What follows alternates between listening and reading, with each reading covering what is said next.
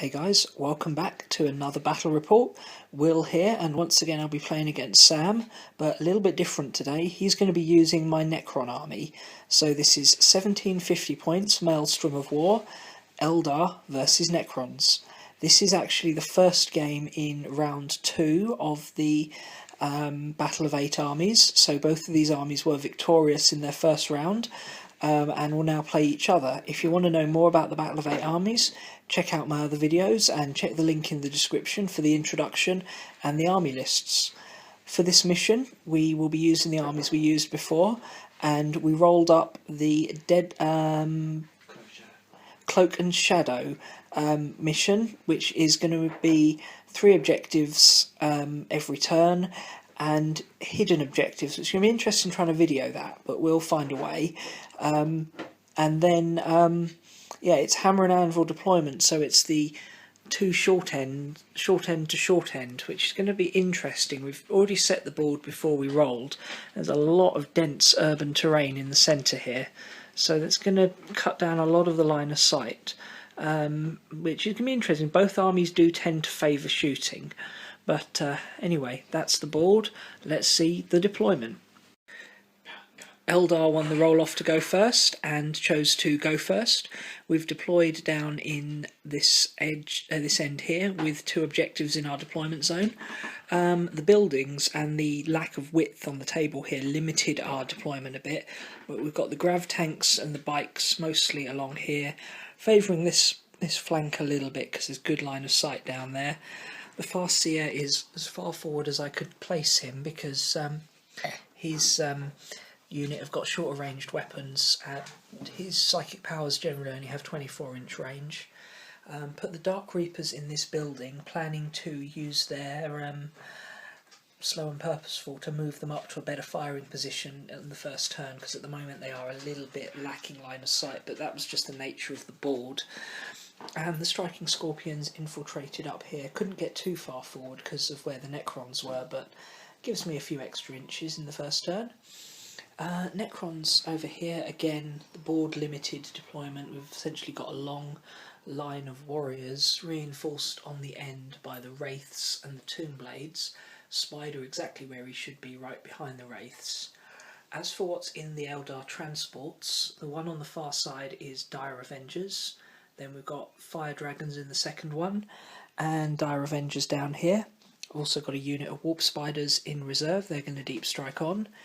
Eldar only had that 1 reserve unit, but Necrons have got lots in reserves. We've got 2 Night Scythes, one of them loaded with 15 warriors, the other one's loaded with the Necron Overlord and a unit of Lich Guard with shields, and they've also reserved a min unit of Scarabs to make up the Canoptic Harvest formation. So that's the deployment. Let's see if Sam can steal the initiative for the Necrons. 4. No, not today. On to Eldar, turn 1. Eldar turn 1, basically a lot of moving forward and shooting. Scorpions ran up to grab objective 1, and the Wave Serpent moved up behind them. That shot into the warrior squad there, killed a couple of them. Dark Reapers moved up into the building, not as far as I would have liked, but they get some line of sight and killed a few more warriors. But the 3+ cover save from Night Fight helped them out there. All the jet bike squads skimped out to the side to try and get better line of sight, and did pretty well. The Farseer, leading his squad, got Eldritch Storm off on the higher level in the psychic phase and killed 3 warriors and put a wound on the Wraith, on one of the Wraiths. His squad then combined fire with the Falcon and that Wave Serpent to wipe out the Tomb Blades for first blood, and the Scatterbike squads fired, one of them on the Spider, who passed all his saves, and one of them on that warrior squad to kill a few more of them. So taken the bike squad down and starting to thin the numbers of the Necrons, but certainly not a decisive blow yet, not this early stage in a night fight mission. Jet bikes all scooted back behind cover in the assault phase. Now we're playing secret objectives, so you only declare them once you score them. So I have scored secure objective 1 with the Scorpions, Ascendancy for holding 3 objectives, and then I'm going to discard secure objective 2 because that's right the way over there with a whole load of wraiths around it. So that is Eldar turn 1. Let's see what the Necrons can do in their turn.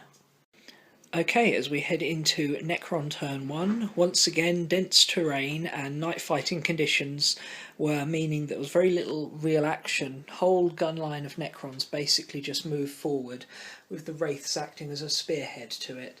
In the shooting phase, the main focus was on targeting the striking Scorpions, and he did manage to kill 4 of them with a combined firepower of 2 warrior squads and the Immortals in the building, but unfortunately only actually killed 4 of them and they passed their leadership test, so Scorpions aren't going anywhere for now, which is a shame because he had to discard psychological warfare that turn.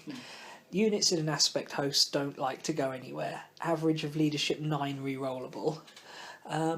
The only other real action was the Wraiths tried to pull off a long bomb charge against the Wave Serpent. They needed 9.5 inches and they got 9. They fell short by half an inch. Unfortunately for the Necrons, didn't score anything that turn, but they are bringing their relatively short-ranged but highly effective guns into range of the Eldar, so with that and the reserves that are due to come on, this battle could hot up pretty soon. But let's see what happens in Eldar turn 2. I've got 1 unit of reserves to roll for. These Warp Spiders, it's a 3, they're on. Eldar turn 2. Eldar turn 2. So, jet bikes all started to scoot up around the vehicles again, around the buildings again, but these guys actually scooted back. They were about there, trying to keep away from these wraiths, because they're scaring me. So I backed off both my tanks. The fire dragons are sitting in there wondering, why did we turn up again? There's no tanks on the board. There's nothing we can contribute. So this side has really retreated, whereas on this flank, I've been pushing up. The Dire Avengers got out of their Wave Serpent, and together with the Dark Reapers and the Wave Serpent, almost wiped out that warrior squad, left it with just 2 guys standing. Over here, the Scorpions made it into combat with the warriors, although only 4 Scorpions got in there, and they lost another 2 of their number in combat for what only resulted in a draw. So, yeah, they ran all that way and achieved virtually nothing. Big other event was the Warp Spiders, who deep struck down behind that Aegis line, but scattered onto it and lost 1 of their number to dangerous terrain. They then proceeded to shoot the Canoptic Spider, and them combined with the Falcon left it on just 1 wound, but that's 1 wound too many for my liking. I know how good that spider can be. They then jumped back to secure objective 4 and get out of the range of much in the way of return fire. So, starting to plink away at the Necron numbers. The Farseer killed another one from that unit with his Eldritch Storm again, but the reanimations are really keeping the Necrons fighting where a lot of other armies would have fallen to bits by now against the relentless Eldar onslaught. As for victory points, I've scored secure objective 4 with the Warp Spiders, and I'm holding 4 objectives to Sam's 2, so I get supremacy, which I only rolled a 1 for. But that's another 2 objectives to the Eldar. Let's see if the Necrons can come back for this with their reserves coming on. Sam, if you'd like to do the honours. So, Warlord, no, other guy, yep, and Scarab. Ah, just 1. Okay, 1 of his 3 reserves are coming on. Necron, turn 2. Necron turn 2 started with the Night Scythe bombing it its full 36 inches down the table, disembarking its squad, and they proceeded to fire at the Farseer's unit, wiped out all his jet bikes and left the Farseer wounded. He's only got 1 wound, so he's got 2 left, that should show. 2 wounds left on the Farseer, but he passed his leadership test. The Immortals over here shot into the Dire Avengers, Dark Reapers, and killed 2 of them, but they passed their leadership. The 2 Lone Warriors over here advanced up, failed to hurt the Dire Avengers with shooting, and then tried to charge them, only to run into defence tactics, lose 1 of their number, and then fluff the charge. This Immortal squad moved forward, but then shot at the Warp Spiders behind them. They flicker jumped out of range, and then this warrior squad fired and actually failed to wound them, despite them being pansy elves.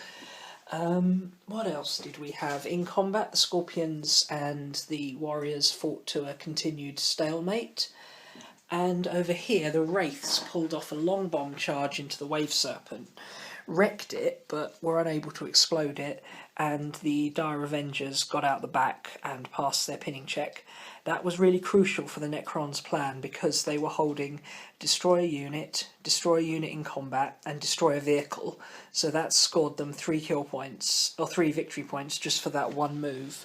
So yeah, still a pretty close game here. There's a lot of stuff still to happen in this game.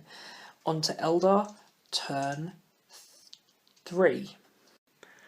So with the Necrons bearing down on the Eldar position in greater numbers, the war host needed to readjust.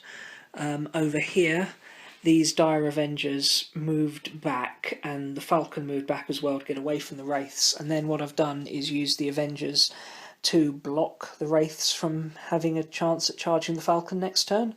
Might not end up working, but it's worth the risk. They shot the Wraiths and did nothing, as did the Falcon. Wraiths are really good. Never underestimate Wraiths. Over here, the Dark Reapers carried on climbing this building and managed to put a hull point and crew stunned the flyer, so that's one less thing to worry about. And this big blob of Necrons that dropped out last turn took an Eldritch Storm from my Farseer, killed 4 of them, killed a good number of them, and then they failed their leadership test and are running back. Meanwhile, this Wave Serpent shot all the way over there and popped the Spider, so at least the Wraiths aren't going to have reanimation protocol anymore. Jet bikes over here tried to thin out the numbers of the Immortals and took another couple down, as did these guys, so numbers are thinning on that side at least. And the Dire Avengers moved into this thing. They're not trying to kill that Necron, they're going to let him charge us and die that way. We want to support fire onto this squad here and did a little bit of damage. But Necrons are still proving really resilient. The Warp Spiders were just out of range to shoot, but I didn't want to move them forward because I've got secure objective 4, so they've scored that again this turn. So all in all, the Eldar are they're doing stuff to the Necrons, but the Necrons are still really resilient, and he's still got that unit of reserves, so it's certainly not over by a long shot. Score-wise, I scored objective 4 and discarded domination because that's not going to happen. It's too close a battle to call for something like that.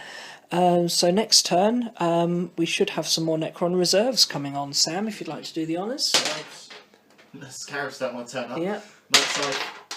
Yeah, that comes on. Night Scythe's coming on. Necron, turn 3. Necron's second Night Scythe zoomed down this flank here and disembarked its cargo of Lichguard and the Overlord. Couldn't do anything this turn because they're melee only, but certainly looking menacing down there. Let's see now what actually happened. The Night Scythe shot at the Farseer's unit and they did really well on their saves. Actually put 6 wounds on them, but only failed 1 save, so just the 1 jet bike down. Most of the Necron units over here also were actually out of range of what they wanted to shoot at. Oh no, that's it, they shot for the Wave Serpent and yeah, managed to not do a hull point on it despite their Gauss weapons, which was really quite unfortunate.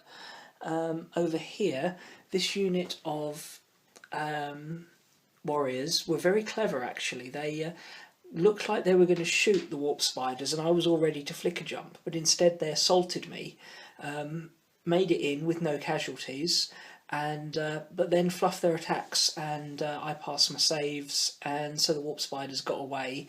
Didn't actually do any casualties to me, but I was able to use hit and run to get out of combat, which is very handy.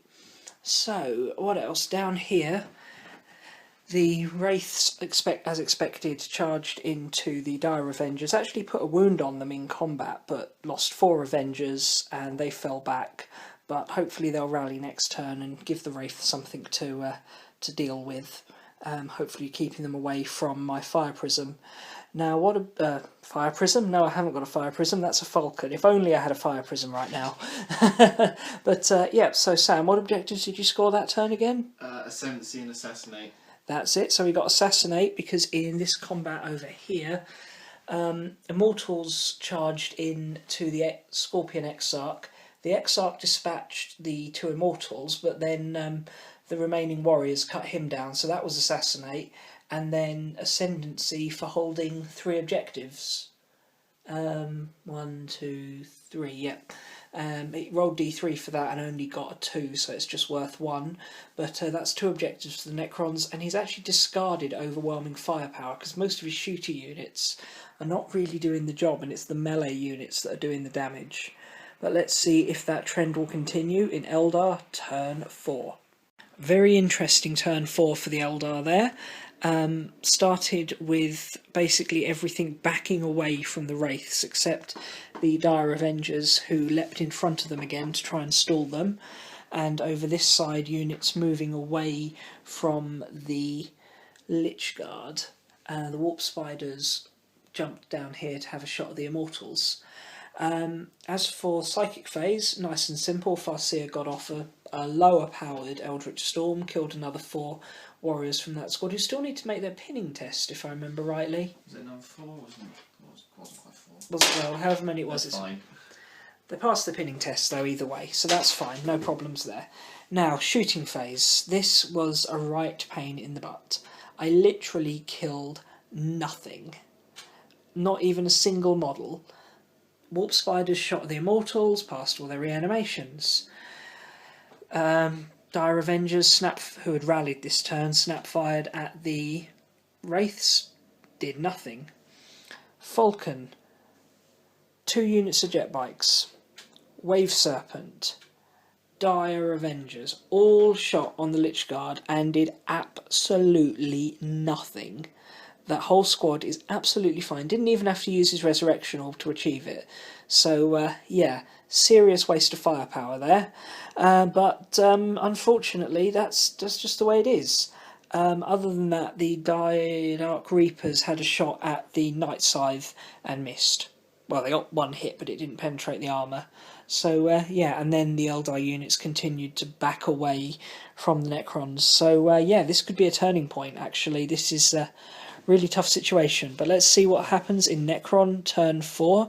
I didn't score any objectives that turn, but I'm going to discard one of the Eldar ones, which is kill a character, because there's only 1 character and he won't bloody die. As we head into Necron turn 4, the Necrons have really got the board control here. We've got the 2 Night Scythes are both on now, and both shot at the Farseer's unit, and hang on, is that right? Yes, both shot the Farseer's unit, but only killed a couple of jet bikes. The rest of the squad are... Well, there's 1 jet bike left, and the Farseer, they actually need a leadership test. Let me just take that now. Yep, they're fine, they've passed that. Now, remainder of the Necrons. The Immortals and this unit of warriors shot at the Dark Reapers and have finally finished them off. And this unit of warriors tried to assault the Warp Spiders but failed to get there. Other than that, it was mainly assaults. This Necron army is pretty assault heavy actually. So the Lich Guard got in against the Dire Avengers, suffered no damage, killed 3 of them and they ran away, but then they really didn't run very fast, so they're still hanging around and hopefully going to rally next turn. Lich Guard is still undamaged, meandering around here, a little too close to the Wave Serpent for my liking. Over here, the Wraiths made it into combat with the Dire Avengers again, killed all bar the Exarch, who then fled. So that turn, the Necrons were able to claim supremacy for holding 3 objectives. Was it 3 you're holding? Yeah. Yeah, 3 objectives and twice as many as me. So he got 2 points for that. And you discarded... Marker 1. Okay, so, yeah, start of the Eldar turn. We really need to do some catching up on points here. On to Eldar, turn 5. So at the start of the Eldar turn, I had, at this point secretly, drawn no prisoners with an option of getting D3 points if I killed 3 units. So to start with, the Fire Dragons got out the back of their Falcon at last, and the Farseer attempted to cast Guide on them, which subsequently failed. Unfortunately, it was actually denied. They were able to deny the Witch, and so unfortunately they didn't get the Guide, which was a shame, as I was planning to shoot them at one of the Night Scythes. The Farseer then popped Eldritch Storm onto the Wraiths and killed one of them. At this point, all the Wraiths that were left on the table only had 1 wound.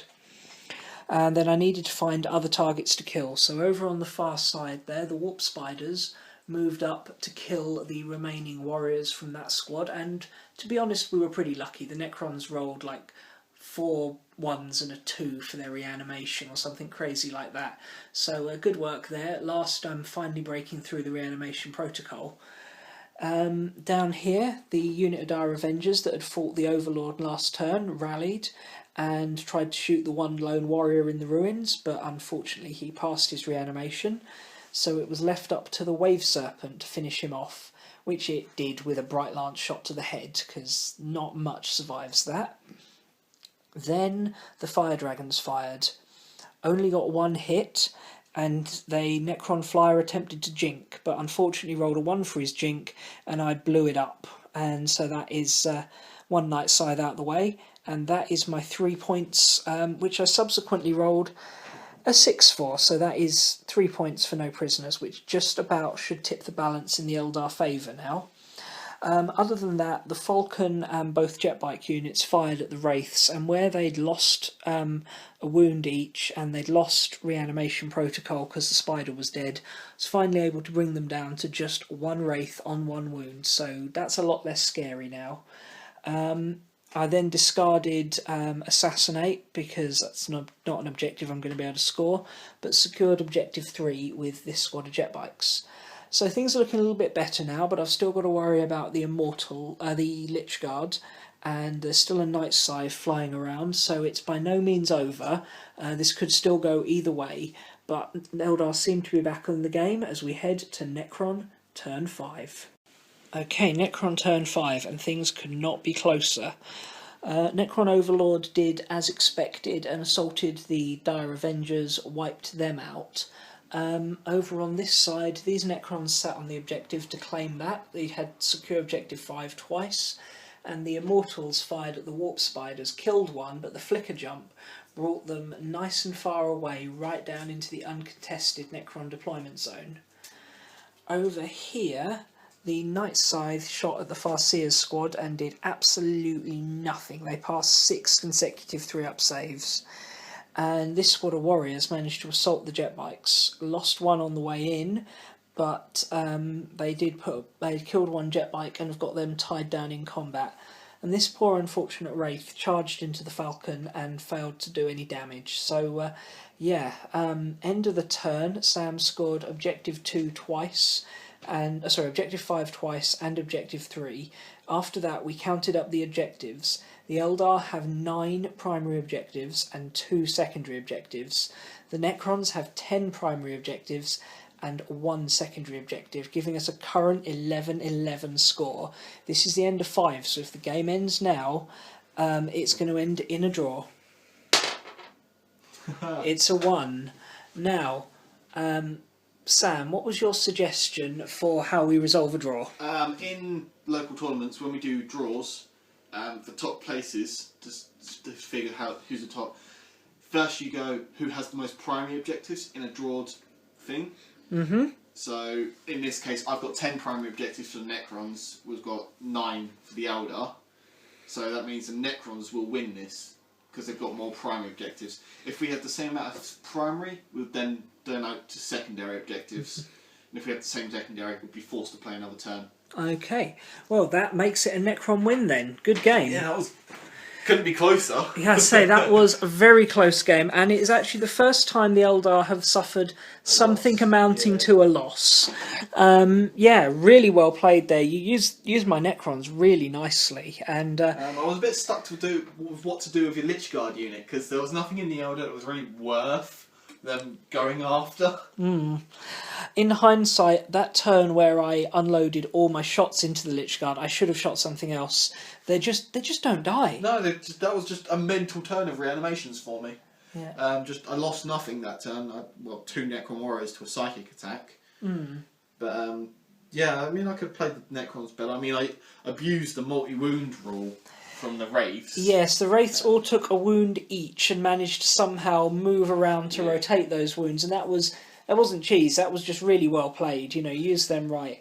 I was very pleased with how the Farseer performed actually today. He kept getting the right powers. I just wish I'd had Doom. I really needed Doom to make my shooting more effective. And he certainly made enough saves. You talk about my Lich Guard being hard to kill. He made enough saves. I was shooting it with night scythes all game.